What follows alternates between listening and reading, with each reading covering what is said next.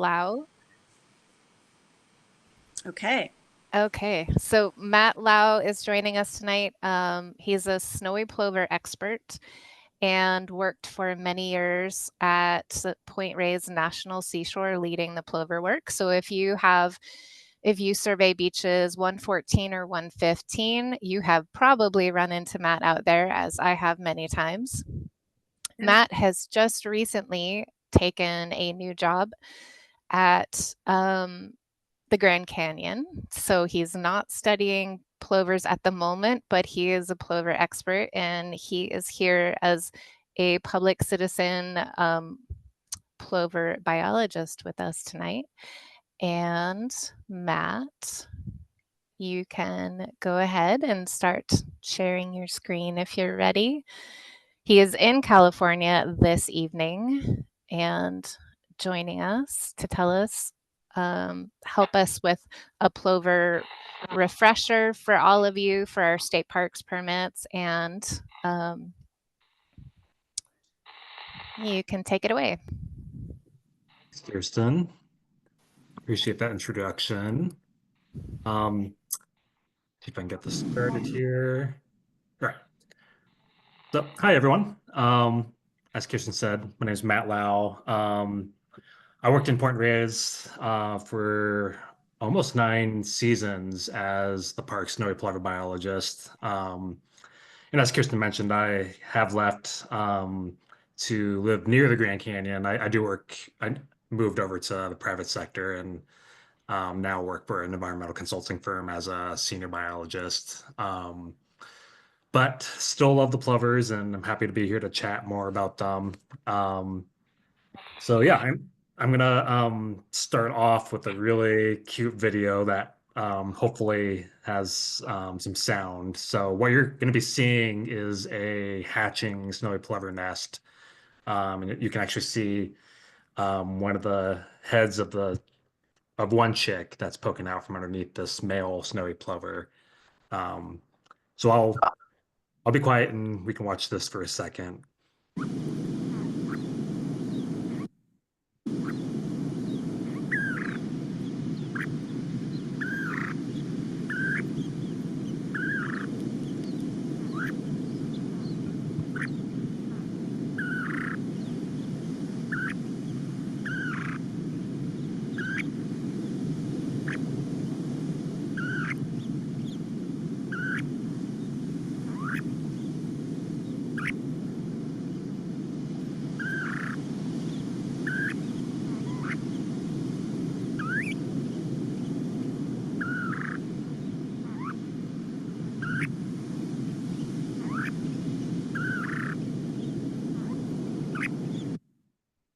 So I'm afraid I do have to stop the video and proceed with the presentation, but um, yeah, this video never gets old, and this shows a nest hatch. And so these two chicks that you were watching are maybe about a couple hours old, and the chick that's still underneath the male is still completely wet and just hatched, so it's probably 15 to 30 minutes old.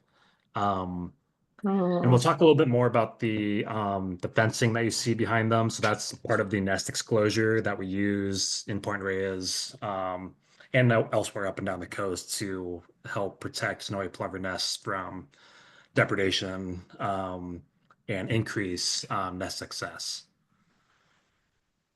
So tonight, I'm going to cover a lot. So if you've actually seen some of my other presentations, you may be familiar with um, my presentation style and what I'm going to cover tonight. But I'll hopefully add in a little bit of extra new content.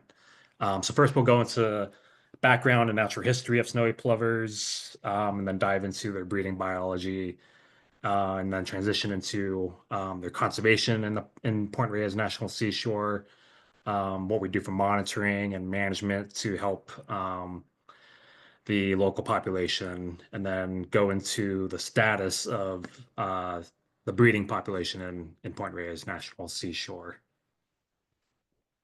All right, so the scientific name for the snowy plover is now Anorhynchus nivosus.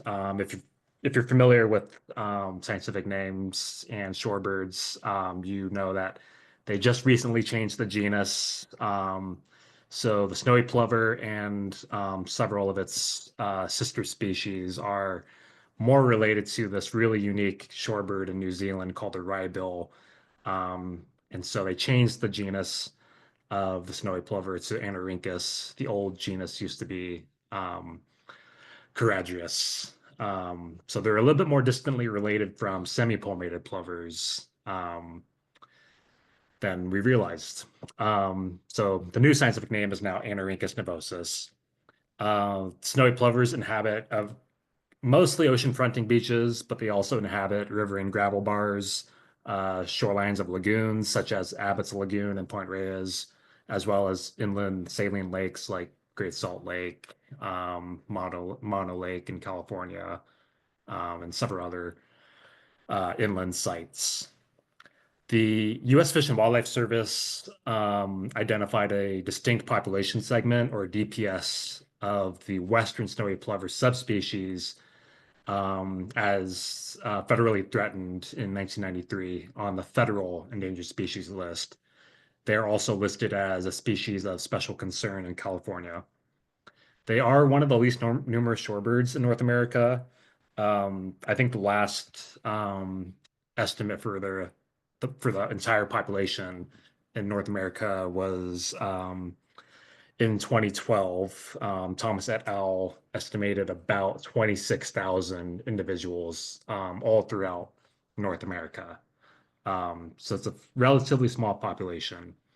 And then the listed population, that distinct population segment that the Fish and Wildlife Service identified along the Pacific coast, the latest estimate of that population was in 2024, and that's around 2,600 birds.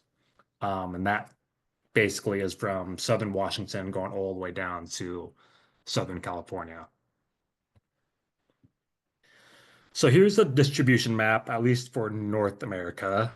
They do extend all the way down into South America, and that's a different subspecies called Anorhynchus nivosus occidentalis, which you can see on the bottom part of that map. And then we've got the Caribbean snowy plover, which is Anorhynchus nivosus tenuirostris, and then the western snowy plover, which is basically in this red box on the map. So the western snowy plover can be found in Texas and along the Gulf Coast states and along the Pacific coast here. And so I mentioned that term, distinct population segment, a DPS. So this is a subspecies of that western snowy plover that is listed as threatened. And so it's really only those snowy plovers that are nesting within 50 miles of the Pacific coastline that is part of this DPS that is listed as federally threatened. So it can get a little bit confusing at times. So for example, those birds that are nesting inland at like Great Salt Lake and Mono Lake, those birds are not part of this DPS and are therefore not protected underneath the Endangered Species Act. So snowy plovers are voracious predators of a variety of invertebrates, basically anything that's crawling on the ground in the sand, and is small enough for them to pick up and digest. They'll eat. So, for example, here on the coast, they really love going after these teletrid amphipods that you see bouncing around um, on the beach, especially in really fine sand. This is a really cool looking male with what we call with antlers. And I think people refer to them as sandhoppers or sand fleas sometimes. They're pretty ubiquitous on Kehoe Beach and parts of Lemonsware Beach. But they'll chase after those isopods. I've seen snowy plovers actually fly catch, and they'll chase after flies, polychaete worms, um, and then those birds that breed inland will chase after beetles, spiders, and again, anything really crawling in the sand. Um, and what's really interesting about not just snowy plovers, but plovers in general, especially compared to sandpipers, Plovers exhibit this stop, look, chase foraging style where they'll use their enlarged eyes to visually look for prey that are running in the sand, or they'll actually feel with their feet if there's any movement in the sand. Um, and I've got this really cool video on the next slide that will show this foraging style. And in this video, you'll see what we call a winter flock of snowy plovers that's foraging in the wet sand on Limitator Spit in Point Reyes. And we'll watch this for a second. So you'll see them kind of stop, look around, chase something, stop, look around, chase. So this is pretty typical of plover foraging behavior. Um, And that's in contrast to sandpipers, where they have that longer bill that protrudes into the sand, and they have really sensitive nerve endings in that tip of the bill, where once they dip it into the sand, they can kind of feel for movement um, within the sand and kind of feel around and grab things with their pincer-like beak. So I mentioned their habitat in the previous slide. So the upper left is a photo of North Beach in Point Reyes. So this is the most typical habitat type you'll find them in, especially here along the coast. They really like that wide open habitat that affords them a good view of their surroundings for predators and any other kind of disturbance. This is a really cool photo on the upper right of a female snowy plover hiding amongst some endangered Tideström's lupin in the Abbott's Lagoon restoration area. And so that's a little bit more atypical, but we have found nests actually hidden amongst the Tideström's lupin. Um, and so they will nest and hide in there sometimes as well. But it's still the vegetation that I should say the native dune vegetation is usually low lying and still affords them that view of their surroundings around them. Um, and then pictured on the bottom right is actually a gravel bar in Northern California. If you're familiar with Fern Bridge in Humboldt County, that's Fern Bridge in the background.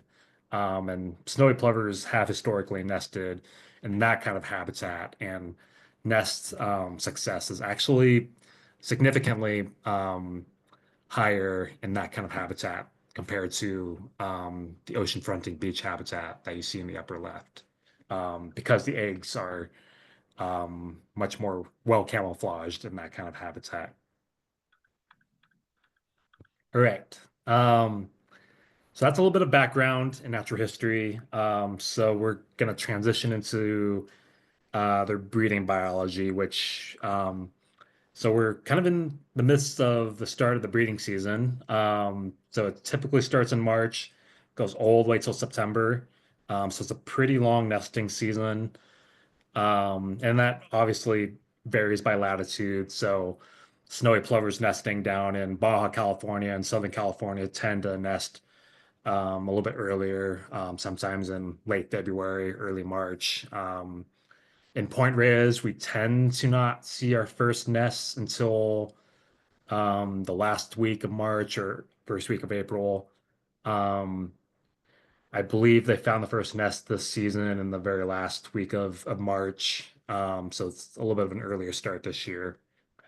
Um, and so pair bonds tend to form in what I mentioned earlier as in the winter flocks.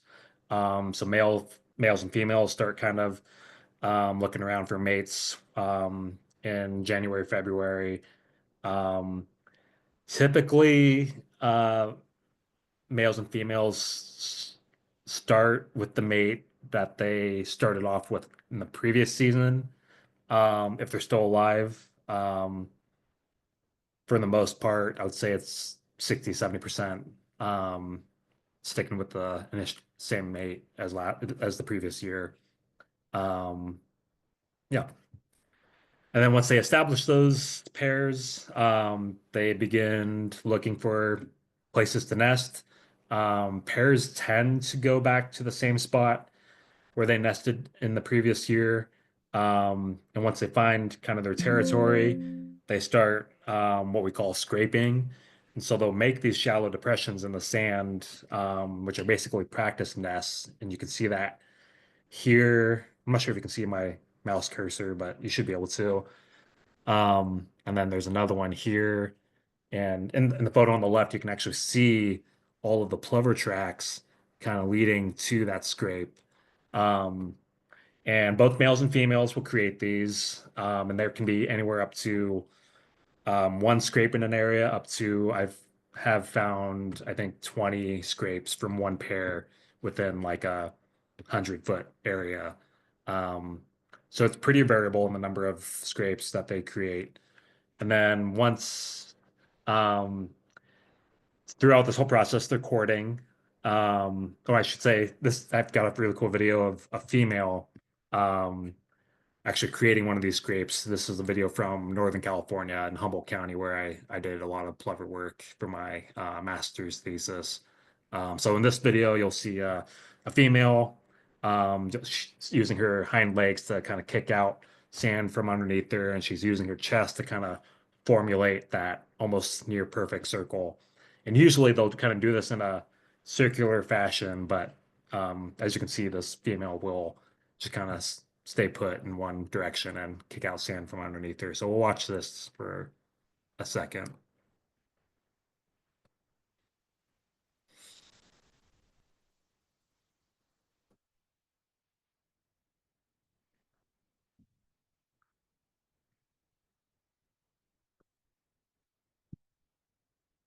And during this whole process, so the male and female are both creating the scrapes. Um, they'll copulate in between scrapes. And what's really interesting about snowy plovers is that the male, once they're done copulating, he'll fall back with his wings outspread or outstretched and form what are called copulation angels or sand angels. And sometimes, if the conditions are right and the sand is fine enough, you'll find these imprints in the sand, and that's like a very obvious sign to us biologists that there is a pair in the area that's looking to nest. And I've got a cool video of that with the male creating a copulation angel.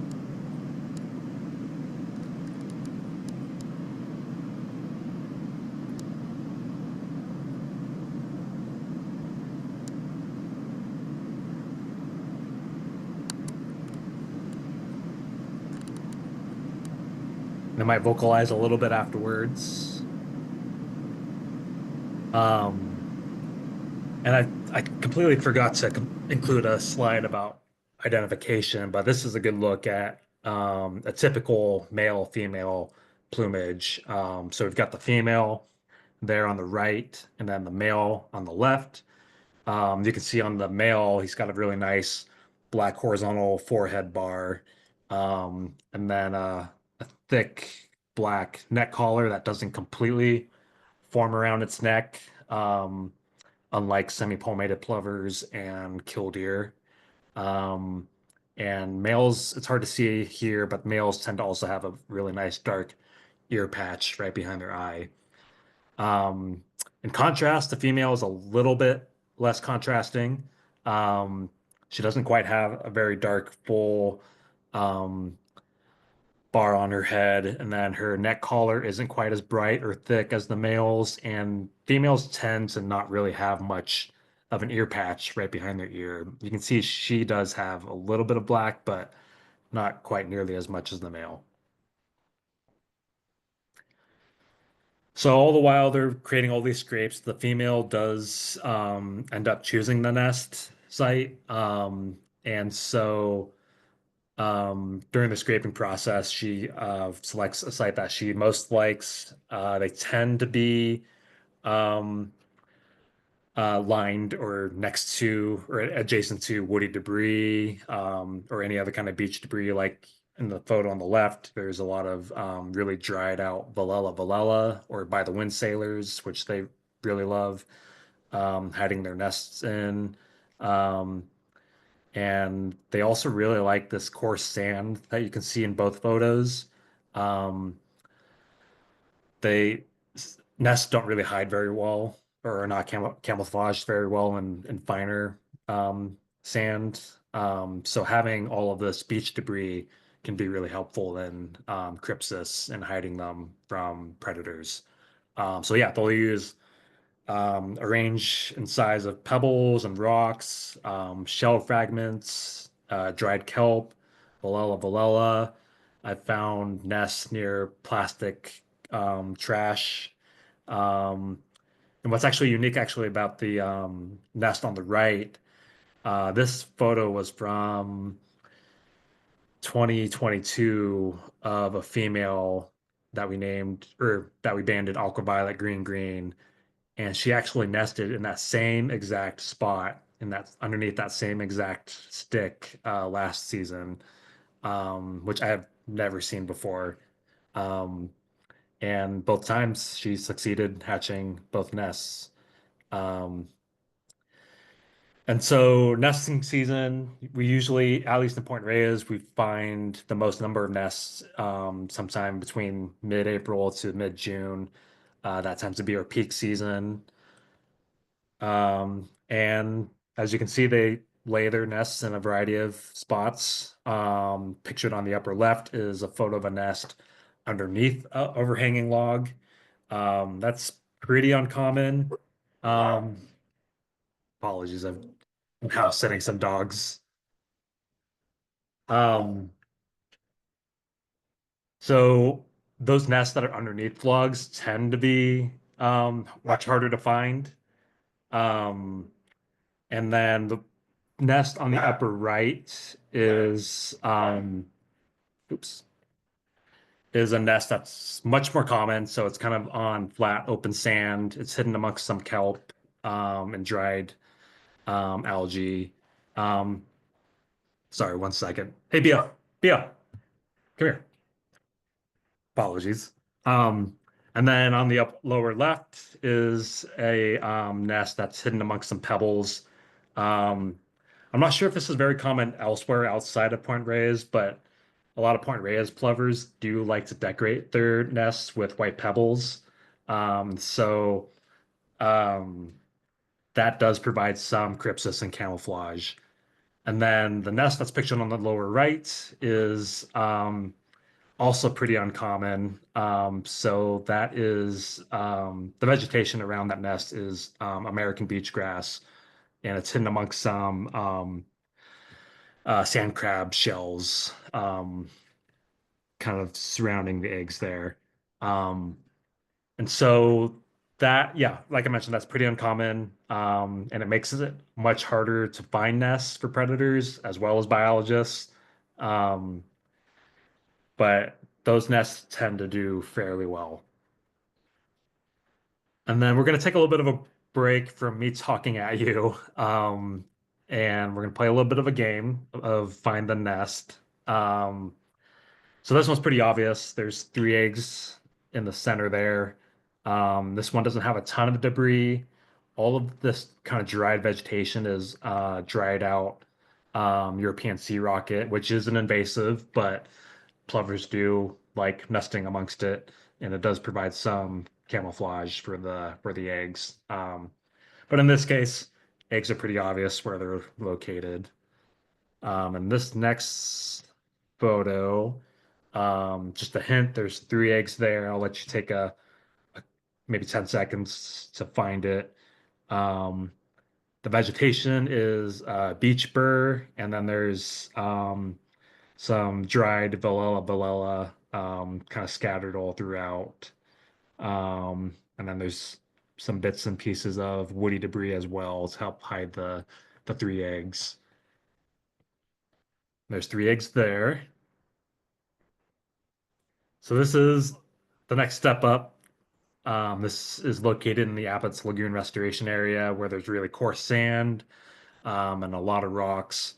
There are only two eggs in this nest. And photo quality is not great, so I apologize for that. But this nest was pretty difficult to find for obvious reasons. And often when we're searching for nests in Point Reyes, we have to rely on um, finding and yeah, finding adults that are running off of the nest compared to finding tracks that will lead us to the nest because the sand is just sometimes too coarse to use tracking to find nests. So there's two eggs there. And this I don't expect anyone to find the eggs in this nest. This was a pretty interesting nest location that was hidden in this really large woody debris pile, where there was also really coarse sand and pebbles. And the only reason why we found this nest was because we were walking by on the lower beach and we actually disturbed the female off of the nest, and she ran out and flew off, and we um, luckily saw that and went to go check out the area and then watched her come running back up during broken wing displays, which I'll talk about in a few minutes.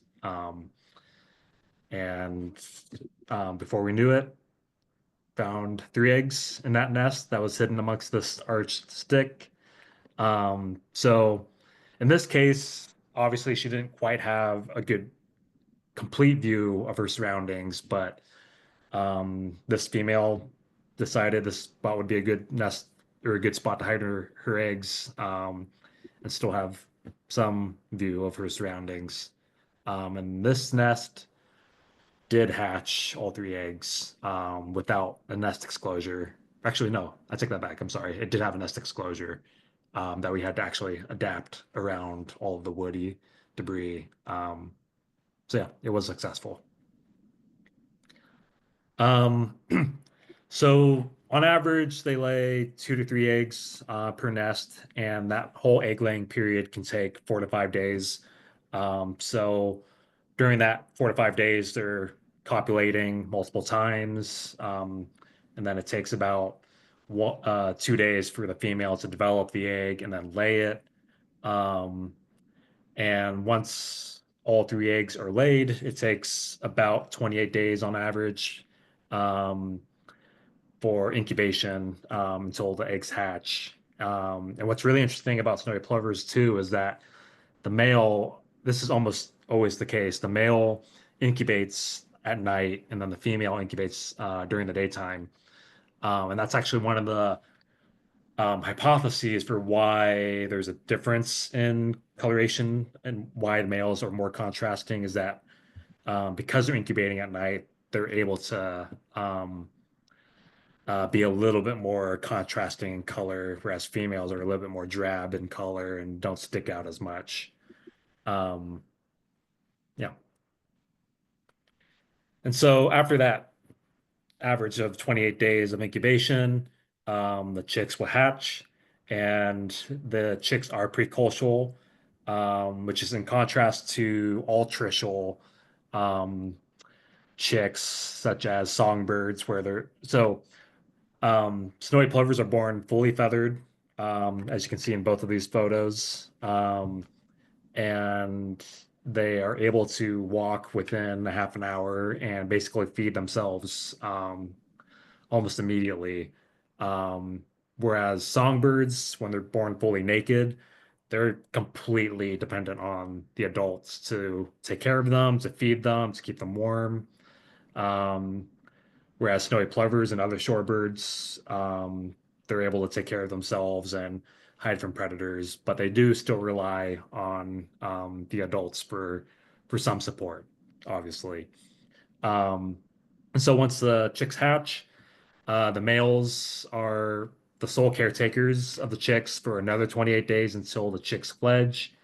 Um, and depending on the time of year, if it's earlier or mid-season, the females will actually find a new mate and re-nest with that new mate while her old mate is taking care of the chicks. Um, and so the males will lead the chicks away from the nest site. Chick survival tends to increase as the chicks get older.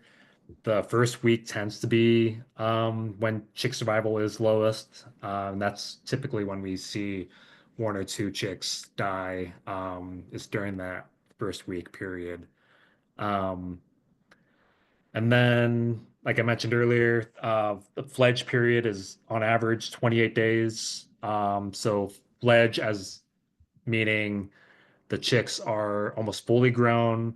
They have grown in all of their flight feathers and they're able to fly independently, and are able to take care of themselves independently from dad. Um, so pictured here are two chicks that are maybe a couple hours old, a couple hours max. So this is on lemons horse spit, and you might be able to see the white tip to their bill, which is the egg tooth, which is that really cool holdover adaptation from reptiles that helps the chicks break out of the egg. It's a really hardened, calcified tip to the bill, which then falls off usually within a couple hours of hatch. So that's kind of a nice thing to look for when we're trying to age chicks. So if they still have that white tip to the bill, we know they're just hatched. And pictured here is a male with one chick that is about a week, maybe a week and a half old. So slightly bigger than the last photo.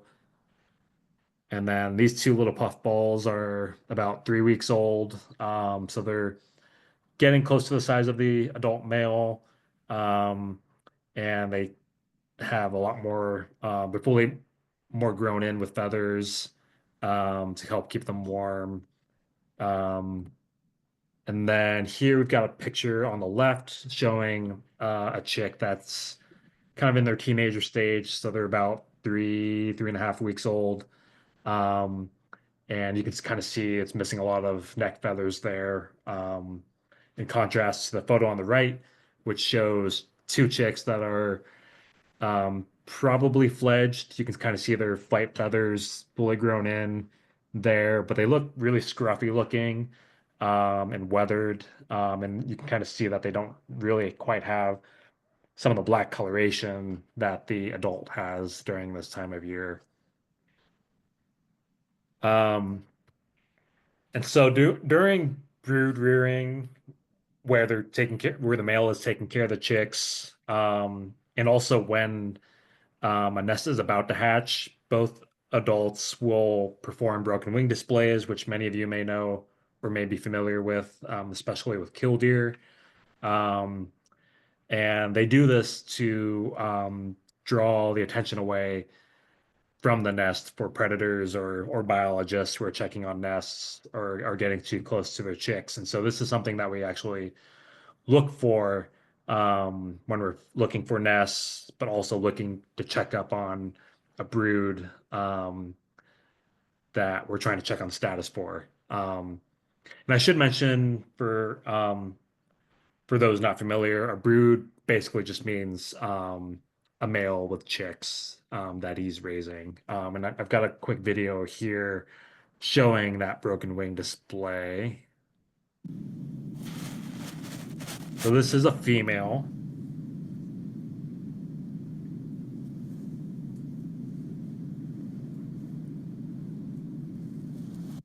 And she also does this, what we call a tail dragging display while she's doing the broken wing. So you can see in this screenshot there, she's fanning out her tail feathers, and they're kind of this bright white, um, which kind of flashes and tries to get the attention of predators. And she's feigning injury, obviously, and she's trying to get the predator away from the predator. In this case, is us, the biologist, who's checking on her nest.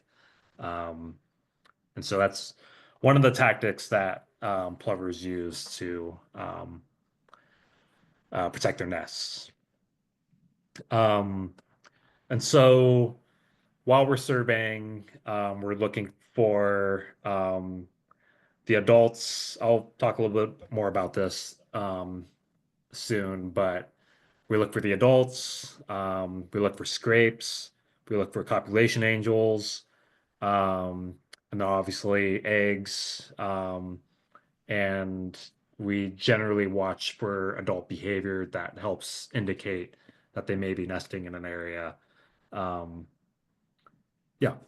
And then so that's They're breeding biology, a quick snowy plover 101 breeding biology. I think I'll take a quick break here and see if there's any questions in the chat. If Kirsten or Drew, can you let me know if there's any questions there? There, there are a few. Um, Jan asks, how are snowy plover species related to piping plovers along the Gulf Coast? Yeah. So they are related. They're both in the plover family. So there, as I mentioned earlier, there was some genetic research and testing that examined the whole um, Charadrius or Charadriidae family of plovers, and it did find that the snowy plovers are less related to the piping plover and the semi-palmated plover, um, and more related to that really interesting plover found in New Zealand called the wrybill, which has Huh. this really weird kind of curved bill. Um, so they are distantly related, and they share a lot of the same natural history and ecology. Um, but piping plovers are also another species in the U.S. that is federally listed on the Mhm. Endangered Species Act. Um, yeah, hopefully that answered your question. Okay, thanks.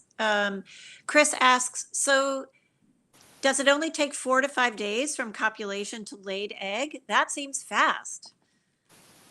It's pretty amazing, especially considering how the size of the egg compared to the size of the female.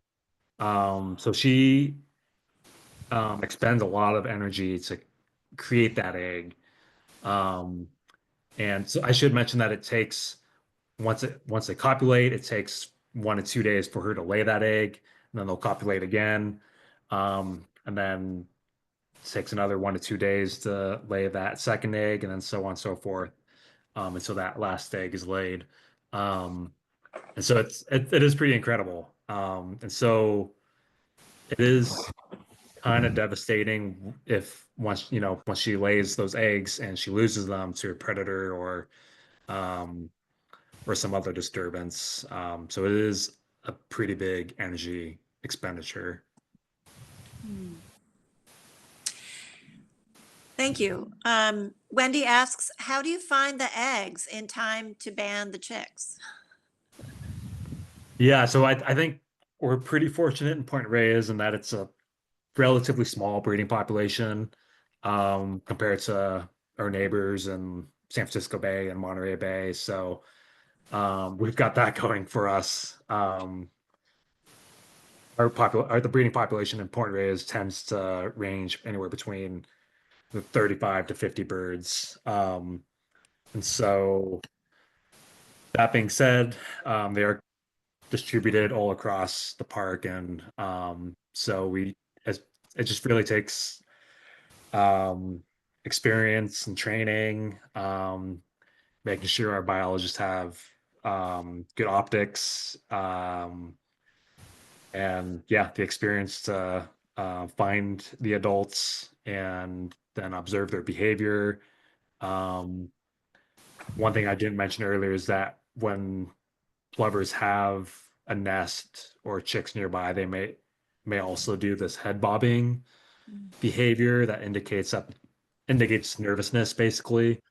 Um, and so once we see that, that's also another indicator that we should maybe stay in that area and either back away and watch that plover, um, or watch how that plover responds and goes back, and we can watch it go back to the nest if it has a nest.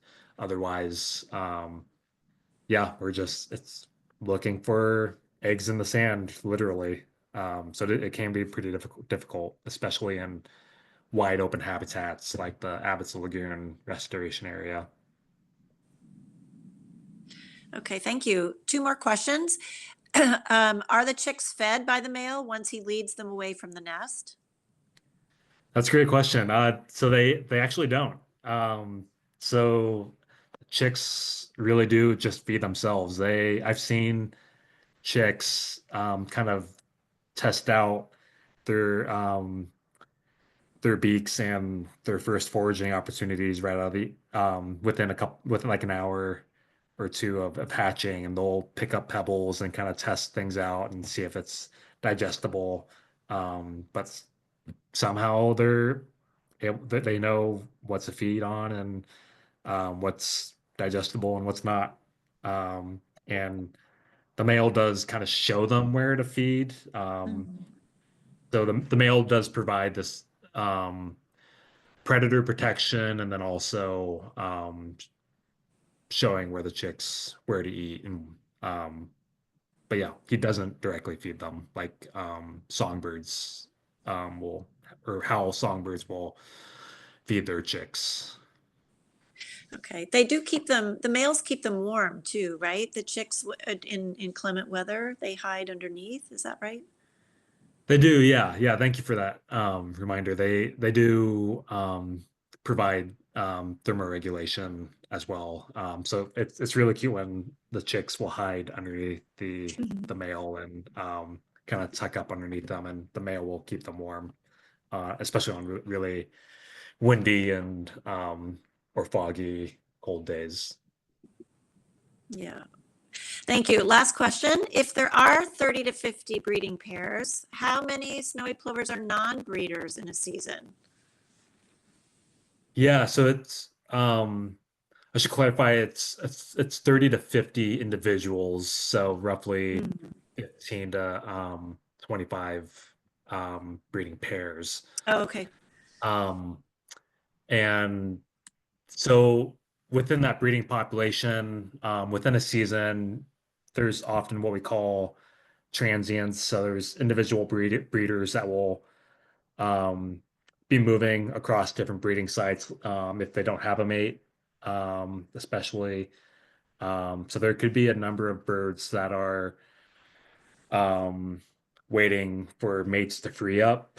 Um, and sometimes if the sex ratio is skewed where like there's not enough females, there may be extra males hanging out, and they may just be waiting for females to be freed up once nests hatch. And so it's hard to say exactly how many non-breeders there are in the population, but typically most birds are um, involved in breeding through the nesting season, at least in Point Reyes. Okay, thank you. Um, Great questions, everybody. And we'll continue on and we'll have more questions waiting a little later in the presentation. Yeah, thank you for all those great questions. Um, yeah, so we're going to transition to recovery, monitoring, and management of snowy plovers. Um, so there's three limiting factors that have been identified by the Fish and Wildlife Service that's contributing to snowy plover decline. Habitat loss obviously is the biggest one for snowy plovers and basically every living organism on the planet. Um, European beach grass is a very invasive dune grass that has formed a monoculture over so many dunes over the entire coastline. So that completely gets rid of nesting habitat that plovers prefer, that, you know, wide open beach habitat. Same with ice plant, and then obviously human development as well.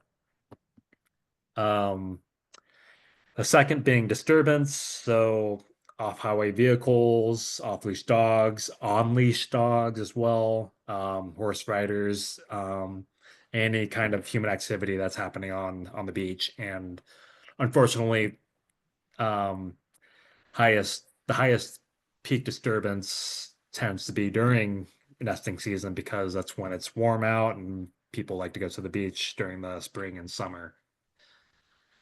And then obviously the third one is predation by a multitude of different predator species. So in Point Reyes, namely the coyotes, Striped skunks are the main culprits.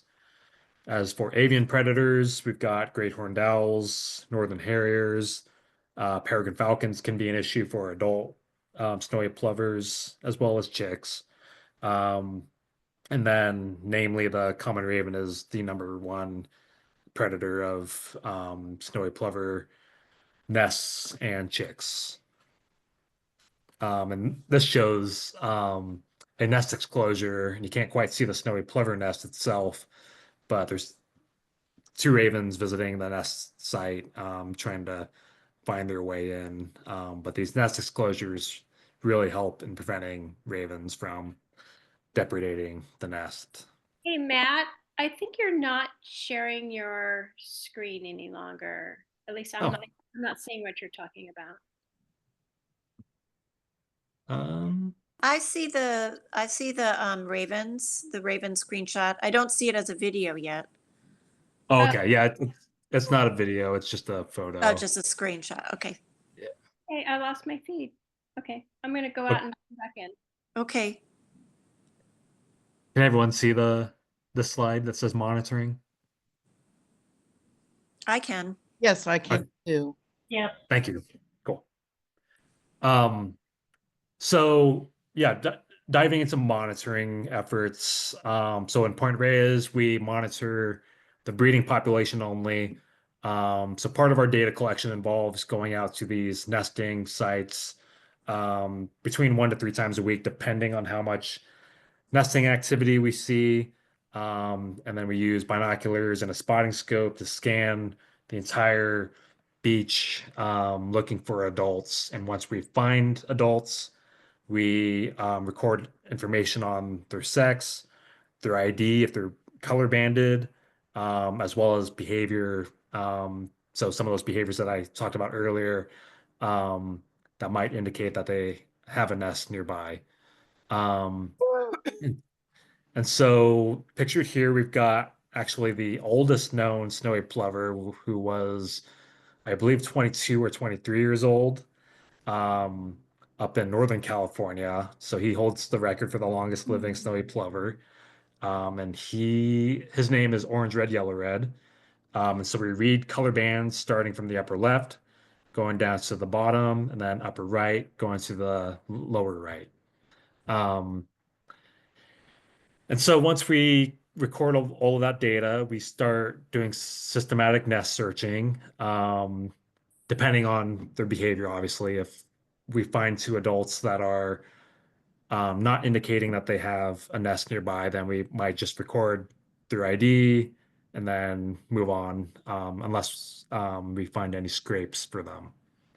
We're also collecting other data such as predator numbers and disturbance. So we count the number of ravens that we see in addition to the number of humans and dogs, to um, help us understand how much disturbance these birds are dealing with. Um, and then once we find nests, we check the nests at least every 2 to 3 days, especially if they have a nest exclosure on them, to make sure they're doing okay, um, and to ensure that the adult plovers have free access in and out of that exclosure, because we want to make sure that they themselves are safe. We would much rather lose a nest than an adult, because that adult can continue living multiple years and establishing nests and producing chicks from year to year. So losing adults can have a negative effect on the population. And once that nest hatches, we know a nest is going to hatch because we estimate the hatch date based on when we find the nest. And once it's about 5 days away from hatch, we actually pick up the eggs, feel for cracks.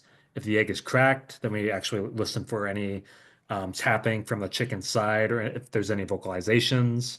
Um, if we can hear vocalizations from the chick, we know that nest is going to hatch the following day. And then we can go back the following day and see if it has hatched. And we'll color band the chicks as part of this range-wide study and investigation into survival, as well as just general population monitoring. And once the chicks are banded, we release them back to the adults, who are often irritated or at least look irritated with us. And actually pictured there, this was a picture from 2016, I believe. Um, and one of those chicks is actually still alive and a very significant contributor to the breeding population locally.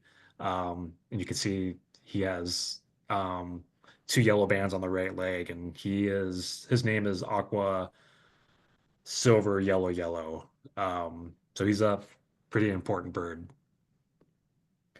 So I mentioned nest exclosures. So while you're out surveying during beach watch surveys, you may see some of these on the beach. I know Sonoma County is starting to use them as well.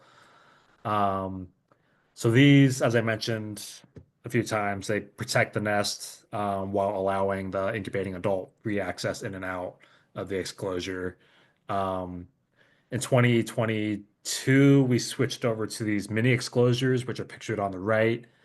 We used these much larger 4 foot tall exclosures in the past, which were a little bit too big. And these mini exclosures actually allow the adult quicker access out of the exclosure in case a predator did decide to come flying in to try and get the adult. So we have been finding that these mini exclosures are much more useful and beneficial for adult survival. Another management tactic we use, as many of you have seen in Point Reyes, is symbolic fencing. And so we use these to prevent human disturbance on nesting birds. Um, if you find a nest that's outside of fencing and that doesn't have an exclosure around it, please do contact um, the park snowy plover biologist or the visitor center and let them know about that nest. That way, the team can go check it out and protect it with an exclosure and some fencing to ensure that it's protected. We also implement beach closures and restrictions. So on most weekends, starting after, I should say all weekends, starting after Memorial Day weekend in May, um, the section between North Beach parking lot all the way up to Abbott's Lagoon is completely closed to the public, because that is our most active site for snowy plovers, and it helps reduce human disturbance and dog disturbance, while increasing both chick survival and nest survival. And then, of course, public education is a critical component of plover conservation. So we have a whole team of plover docents spreading awareness about snowy plovers and how the visiting public can really contribute to snowy plover conservation. I just got a warning that my internet is unstable. Can everyone still see my screen and hear me okay? Yes, Matt. Okay, Doing great. great. Thank you. All right. We're getting close to the hour, and I want to make sure there's still a little bit more time left for questions. So I'm going to run through this relatively quickly. So I'm going to go through the status of snowy plovers as of last breeding season. Um, so there are 7 survey sites in Point Reyes. So we've got Kehoe Beach in the north. And that site goes from Kehoe Beach Trail going all the way down to the Abbott's Lagoon mouth.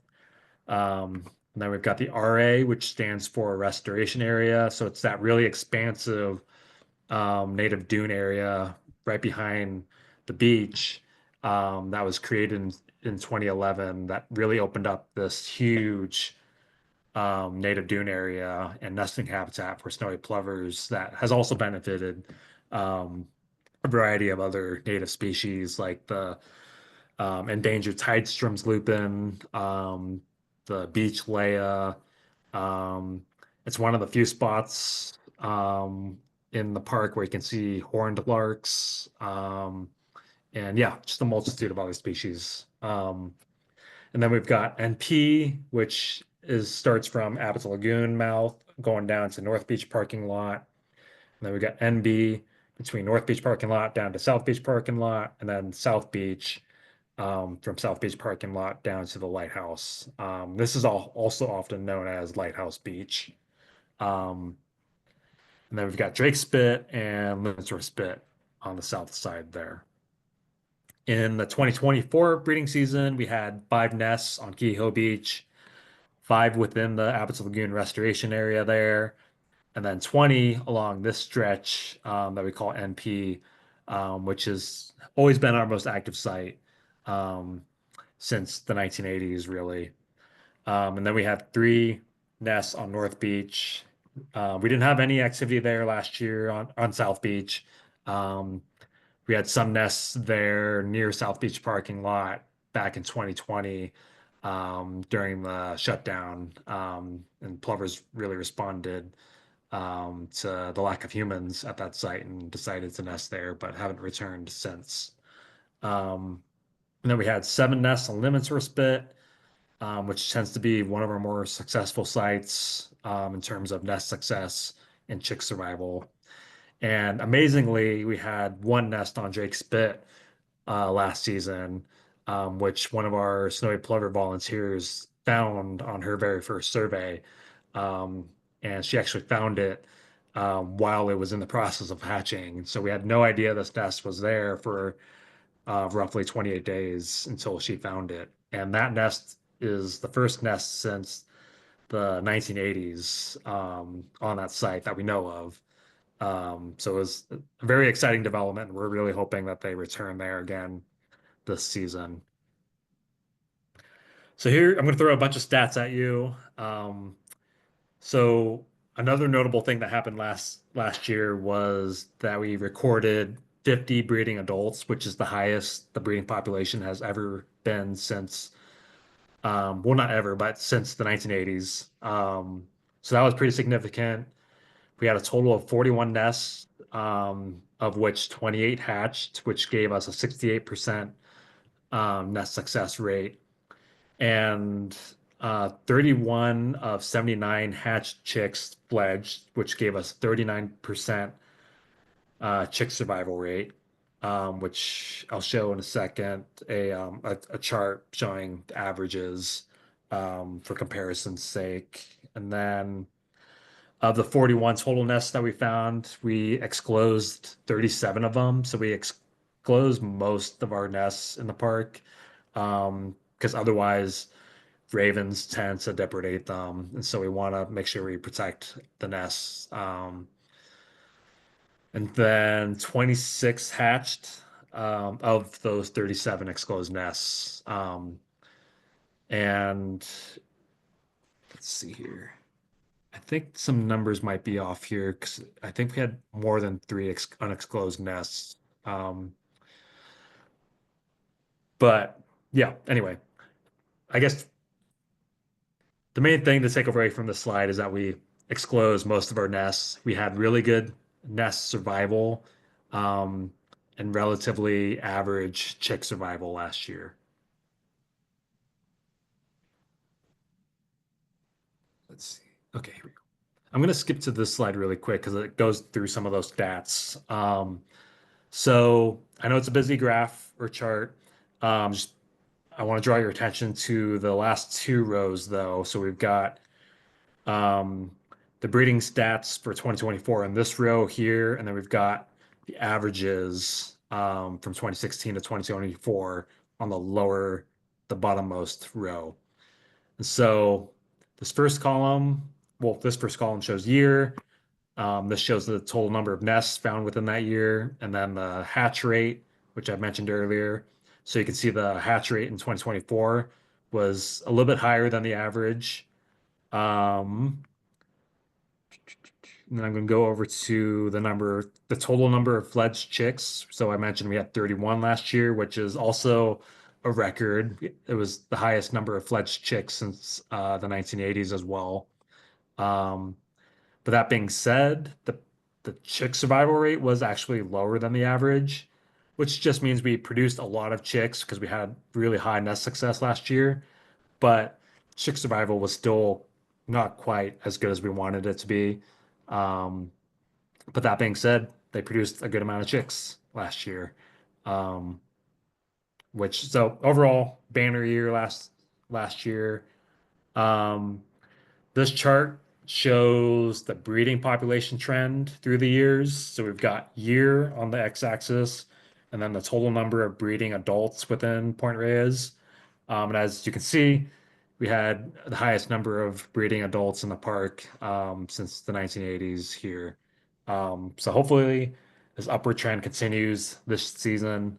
It's a little bit too early to tell. We really won't know until probably July and August, roughly how many breeding adults that they have in the park. So this chart shows the number of nests by site. So again, we have year on the x-axis, and then the total number of nests within that season. And basically all the different colors show the different sites. So you may recognize some of these letters from the map that I showed just a few minutes ago. And really the main takeaway from this chart is that in 2012, 2013, so this is when the Abyss Lagoon Restoration Area was created. So the RA is this orange color, and plovers immediately responded by nesting in that area. And as you can see, it increases the following years, and then more colors show up, meaning that plovers started spreading throughout the park and started nesting at other sites. And you can see Drake Spit last year in that little block there at the top.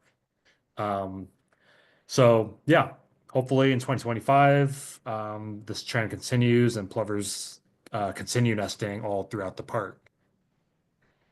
Um, I created this quick list. This is basically a quick list that I tell people um, about how they personally can contribute to plover conservation. Against the Warriors. And number one being joining the Snowy Plover Docent program. I know you all are volunteers already for the Beach Watch program, which is awesome and contributes to science. And also on the next slide, I'll talk about how you can contribute to plover conservation through that position. But the Snowy Plover Docent program serves a very crucial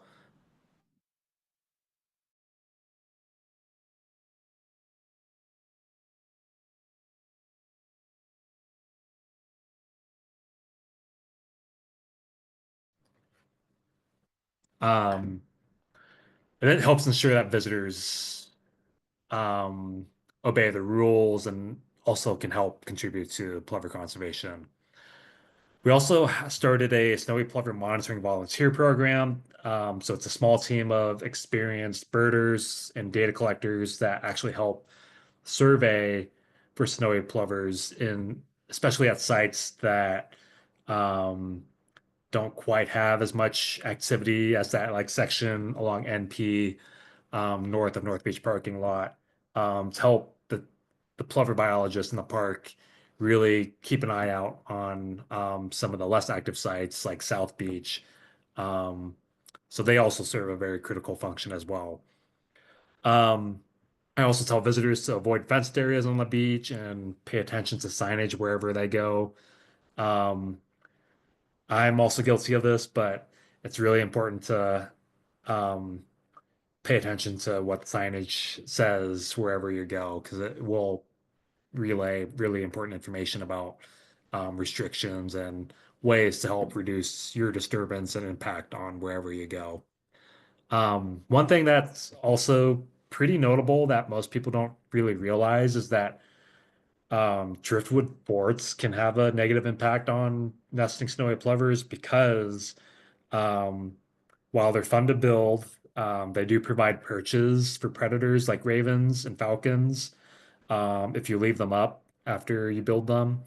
So it's really important to, if you do build one, um, to break it down and lay it flat because, yeah, it can have that negative impact on nesting snowy plovers. And you're also, as you saw on some of my other slides, the plovers do like nesting adjacent to large driftwood. So that while you're taking away that driftwood to build the forts, um, you're taking away nesting substrate for snowy plovers. So that's another impact that visitors can have. Um, and also, this is kind of related to signage, but being mindful of any pet restrictions on beaches because both on-leash and off-leash dogs can have a negative impact on nesting birds, as well as chicks. Um, and then obviously practicing leave no trace. Garbage can attract, uh, especially ravens, but a variety of different predators that do really well with humans. Being mindful about where you fly kites, and just generally being curious about your impacts wherever you go.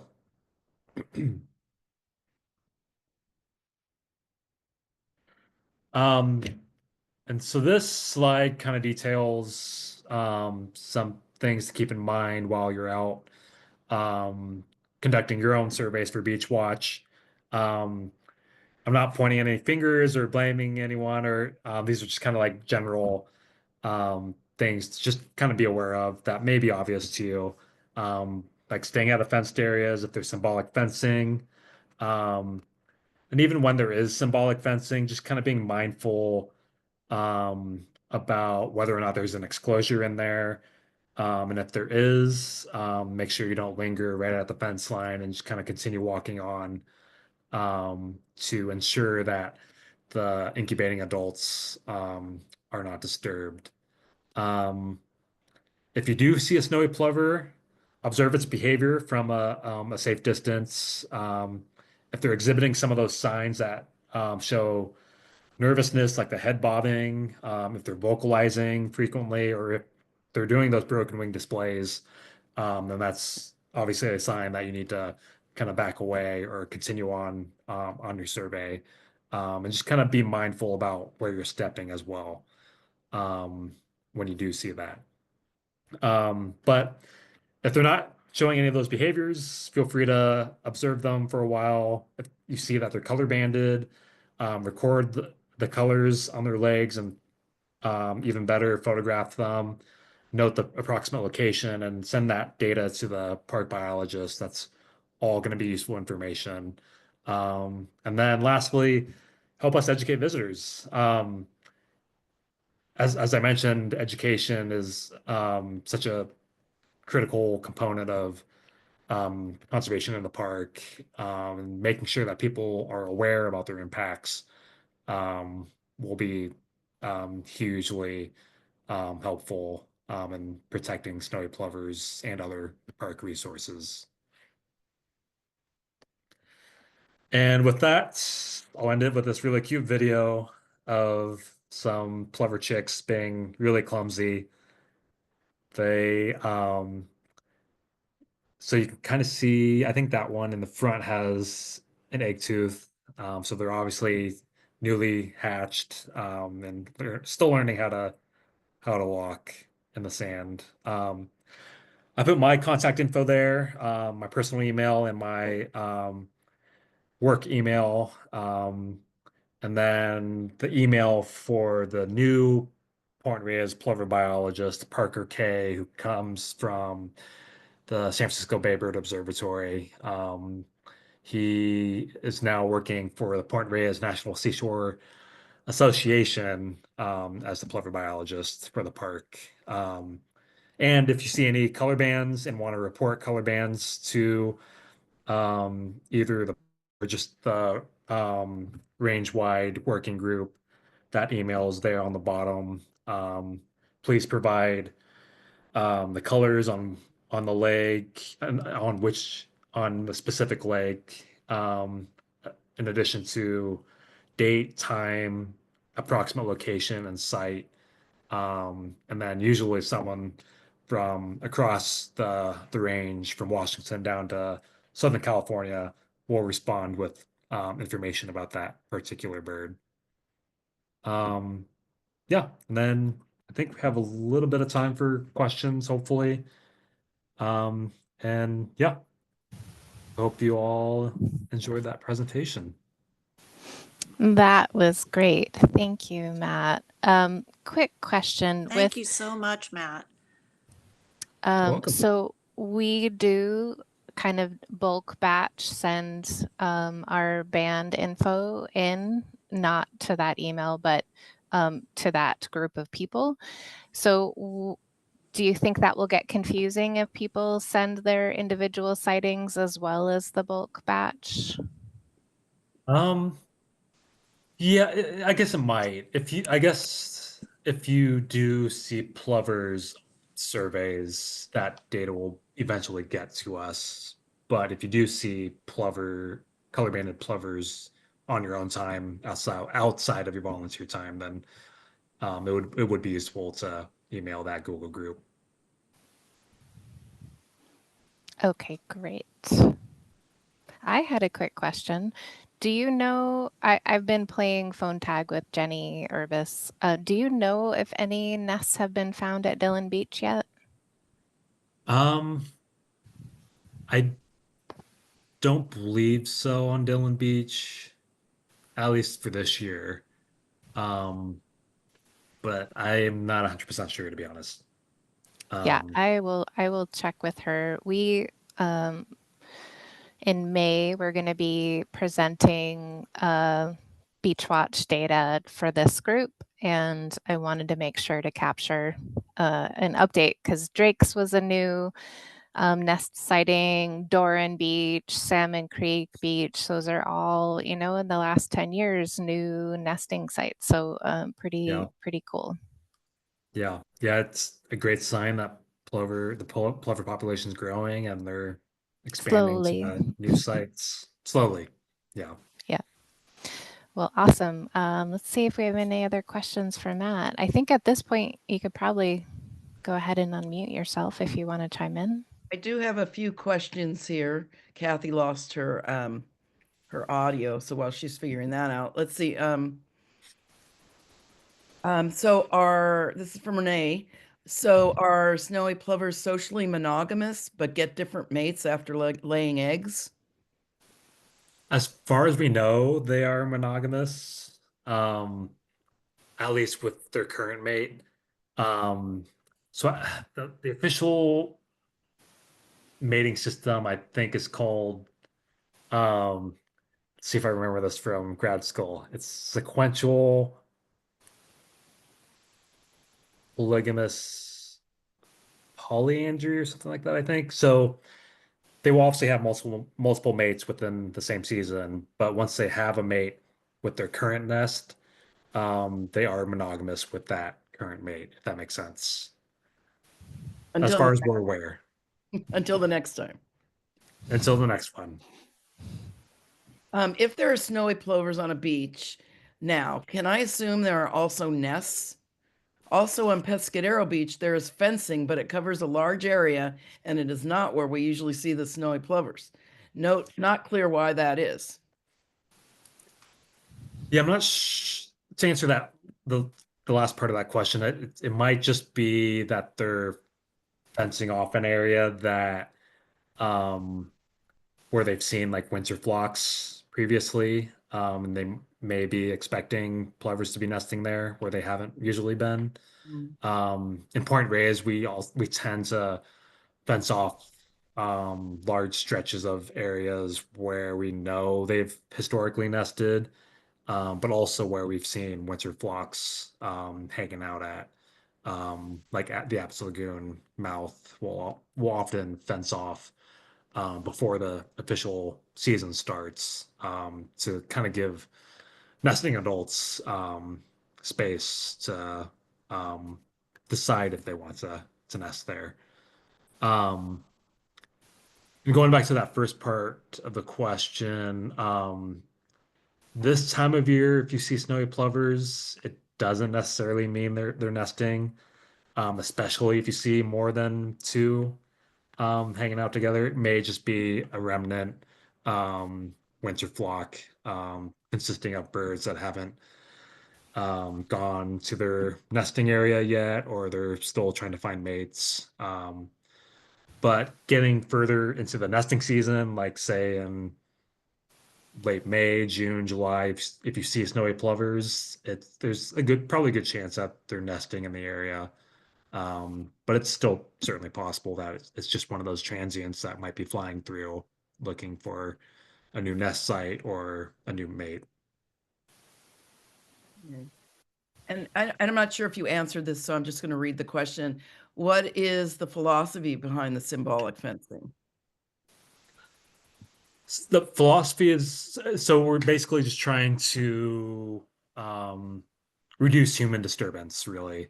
So it's to give the plovers enough nesting habitat and space um, because they are really sensitive to human disturbance. So even a visitor walking down the beach um, can have a negative impact on incubating adults. And um, if we didn't have that fencing there, a visitor could go up into that nesting habitat on the upper beach and could have a negative impact by directly stepping on the nest. They can also have indirect impacts by disturbing that incubating adult off of the nest and spent energy performing broken wing displays, exposing the nest to the elements, to predators. So really that symbolic fencing is really important to reduce that human disturbance element. Did I answer that question? Yeah, that was great. But I do want Okay. to follow up with the comment that was right after that on the chat. And I think it's from Ann Kelly, and I think she's referring to the driftwood structures, not the symbolic fencing. And she says, I think they're like graffiti. We take them down whenever we can on 114. And I'm thinking, Ann, I know you well. I don't think you're taking down symbolic fencing. And so if you are, please don't. But thank you for taking down the driftwood structures when you see them. Can you describe how It's just the snowy? driftwood. It's just the driftwood. Yeah, Yeah. I know. When I first read it, I went, "What?" Yeah, I saw that the order was We wrong. know that Ann Kelly is, one of the best. No. Not No. taking down the snowy Okay. plover fencing. Can you describe how snowy plovers are captured for banding? Yeah, so for chicks, it's pretty easy, especially when we're able to get there right at hatch or right after hatch. Um, so the chicks are mobile within a few hours, but they're pretty slow and clumsy, as you saw in that very last video. So we're able to just capture them and scoop them up. It's really important to get there right around nest hatch because otherwise, within a day or two, it's just significantly harder to capture them, and it really becomes a chase, which we don't want to do. So it's critical to get there at nest hatch and ban them while they're not as mobile. For the adults, it's certainly much more difficult. Um, it's easiest to capture an adult who is actively incubating a nest. So there's a couple different ways we can capture those birds. So we'll have what are called noose mats. So they're these basically wire mats that have a ton of little tiny wire nooses sticking out up out of them, and we surround the nest site with those noose mats. Then leave and then just wait for that incubating adult to come back and then walk over those mats and then get trapped by one of those nooses. And we do have to be really close because we don't want the bird to injure themselves. So we usually hide in the dune and just once they're trapped, we run up and grab them. Another method is using um, what's essentially a much smaller nest exclosure that surrounds the nest.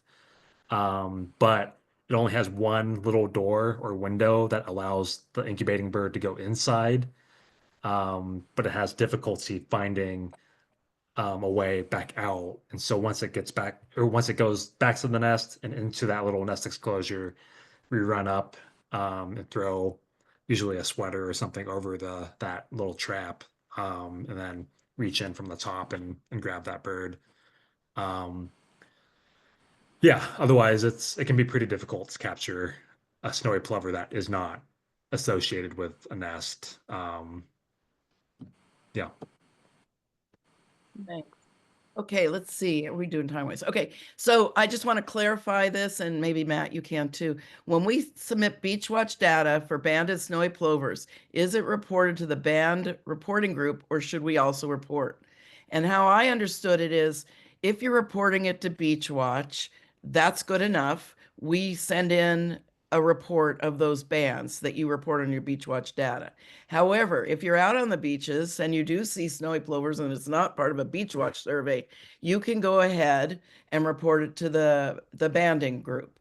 And I will dig up that email address that was on the slide that Matt just shared and email it to you when I put the link to this video. So look for it on an upcoming email from me. Is that okay?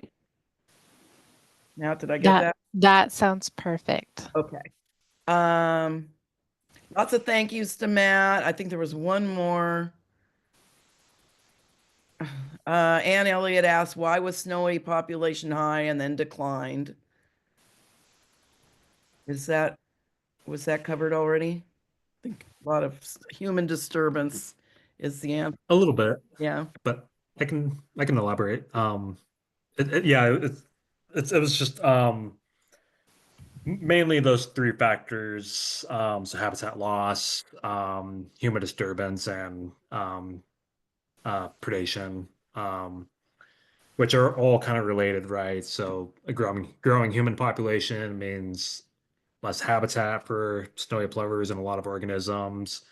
Um, And then with the rising human population, there's a lot more people visiting beaches, causing more disturbance on nesting plovers and other park resources.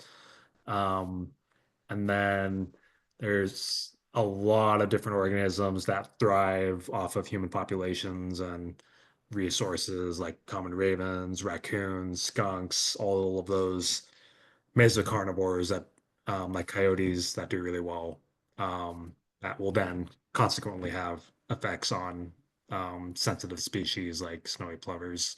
So all of those factors combined um, have really caused declines in snowy plover populations. Thank you. And then lastly, this is our last question. Can you please explain the threat from kites? Sure, yeah. Yeah, I don't believe I mentioned that. So kites can basically serve as a predator threat. So snowy plovers can see kites as a potential quote unquote predator, and a human disturbance. So they may, if you're flying a kite above like a fenced area that might have a snowy plover nesting in it, that can disturb the adult plover off of the nest and subsequently expose the nest to predators if it's not exclosed, or if it is exposed, they can expose it to the elements, especially if it's a really hot day outside. If it's really windy, which it can get really windy, especially in April and May in Point Reyes, and it might expose it to the wind and get covered by sand, and cause nest loss, just because the kite looks like a predator. Matt, I think we should close out questions here. Thank you so much. That was wonderful, and a lot of I think this was a great refresher for all our volunteers, getting our head in the game for the plover season. And I hope it got you excited, Matt, to get out into the field this Yeah. week. So a treat to see you. Thank you so much. Thank you, Matt. Always My great to pleasure. hear from you. Good luck in your new project. Thank you. I appreciate that. And yeah, it's Yeah. always a pleasure to be talking about snowy plovers and sharing all that information. And have a great season, everyone. Hope it goes well, and good luck to all the snowy plovers. Yeah. Yeah, absolutely. Hey, All right. everyone, Thank before- you. Sorry, Kirsten. Matt. Yeah. Matt. Go ahead, Drew. Before your Beach Watch goes, don't leave. I have one quick big announcement. Matt. Thank you all for attending this virtual happy hour, and wanted to remind you that we have a really good one coming up May 13th. It's a Tuesday night again, and it's going to be Beach Watch highlights, our data seasons in review. And for those of you newer to us, it's really a great way to show you, our Beach Watch volunteers, how our data is used and what you do to contribute to that, because it is all your work that helps us make these presentations, these data presentations happen, and management uses of our data that you collect for us. So come tune in May 13th and I'll send you reminders. But thank you all for being here. And it's always great to see your faces. Hopefully we'll all be in person one of these days. And talk to you soon. Let us know if you have any questions, and I'll get the recording out probably within a couple of days to you. Always great seeing you. Night. Bye, everyone. Night, everyone. Sorry, Drew, did you want me to stay on? Is that Oh, what you no, said? no, no, no. Okay. I was saying Beach Watch. I knew they were going to Okay. start hanging up, and I was like, wait, I have something to say. But thank you, Matt. You gave a lot of your time, and we will definitely send something in your name to Point Reyes National Seashore Association. That's great. Thank you so much for doing that. Yeah, happy to. Yeah, absolutely. Good to see you, Kirsten and Drew. You I'll, too. Hope to see you one of your next visits. Yeah. Enjoy. Have a good night. Thank Night. you. Bye. Hey, Judith, how are you doing? Bye, Judith. Thought you had a question. Drew, what was your high, or what was the high count? 50. 50. Okay, Well, great. 50 counting us, so. It was 47 by the time I looked, but that's, oh, and then we had some couples. Yeah, but I accounted for them. Oh, okay, so then that was it. Yeah. Then we didn't lose anybody. No, we didn't. All right. Kathy still on? Kathy was having, it doesn't look like it. She was having major connection issues. I had a major connection issue too. It was really weird. Huh, that is unusual. Yeah. Oops, I got his current affiliation wrong. I I heard got from John. somebody. I heard from somebody. Wait, let's